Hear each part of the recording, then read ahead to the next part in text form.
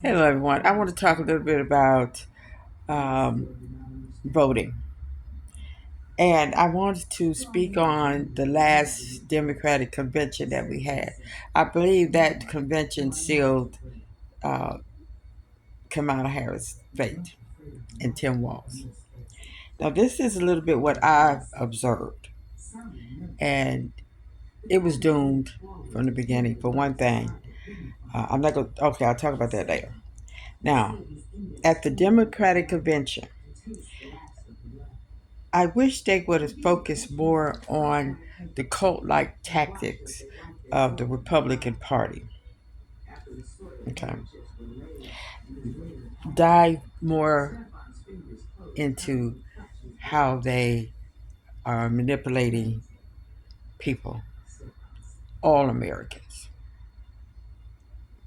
Even though you may be under the disguise of certain parties, but you are affected. Everybody's affected by both parties, negative and positive. And I wish they had talked more in depth about the immigration problem and talked about the immigration laws and their approach of the immigration problem that has always come up during uh, election time. Now, just recently that has happened, but I know before around election time it was always crime. Now it's crime and immigration, and they bundled them together. So the Democrats should have talked more about that and how they're going to solve the problem. And one way would have been helping them to get back to their homeland or help them to establish another homeland where they can go to. And an example would have been like the Haitians. They are leaving torn, worn, and also a devastating disaster land. They could have used that money that they're using now, doing something with these immigrants. They could have used that to help them establish a better way of life. And also, they could have helped these ones that are trying to be citizens by giving them, um, or anybody, just not the immigrants, let them live in these ghost towns, cities that are so run down that people's not even living there no more. Giving them somewhere where they could establish a place and live in peace and contribute to the economy and other things. And also, uh, we should have focused more on Trump's criminality. They should have already had a small film on what America will look like under a second administration under that Trump. They should have had it already. And what we're going through now, he already said that's what he was going to do. All we had to do was have him narrate the film with his own words and just laid it out for all people to see. This is what you are voting for. And also, we should had talked about his background in depth of how he have been accused of so many crimes and how his businesses have failed. We should have did more or less talking, more or less singing and dancing and more talking about what America is going to look like if he's elected. Now also I want to get into, I think she should have had a black man, a qualified black man, okay, or black woman as his vice president. And another thing, I don't think she should have been the president. Then um, potential.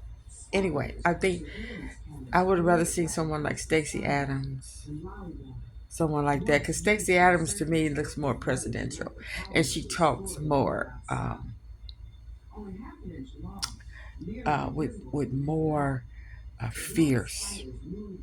She talks more like a black woman should talk like.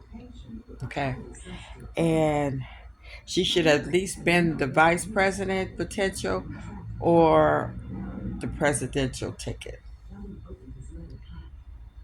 Anybody but them two, Kamala Harris and Tim Waltz. Because we needed somebody who was going to fight with more fierce and carried a more of a warrior like. Okay. And because they have, you have to realize, they are fighting against a petulant man child, petty, evil, ignorant, don't have no morals, petty man with a lot of loyal sycophants. And you need somebody who is going to be able to fight that and eliminate some of his pettiness. Because Stacey Adams, it wasn't no doubt about it, she's a black woman. But see, you got Kamala Harris, and he coming out with words like, "Oh, is she black or is she Indian?" or some of those stupid stuff like you can't be a black Indian. So that's what I'm saying. You can't take up too much time uh, letting his pettiness define you. You know, and that incident at the black journalist convention would have never happened if Stacey Adams had been on the ticket, because she would have been there and she would have put that man in his place. So going forward, um, because they're going to keep trying to put in Trump-like people, so we need somebody who's going to be true to uh, the America that needs to be better for all people. And they should have made it, put more emphasis on, he is going to be the president of white invalid in MAGA,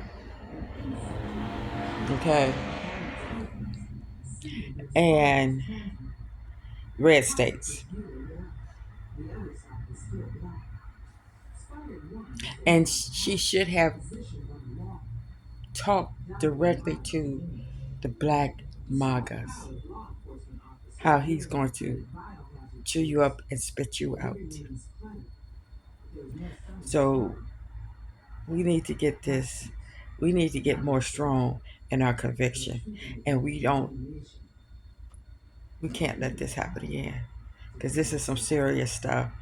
People's lives are at stake. People's livelihood, people's emotional makeup is being rattled. People don't know what to do anymore. They are so sick and tired of being sick and tired. They thought their life was getting better. Then here come this disaster, firing people left and right. People are scared they're gonna get the health care taken away, the food stamps taken away. Who wants to live like this? Now, mind you, and she should have reminded these people that these rich people, a lot of them got started off the backs of black people. Okay?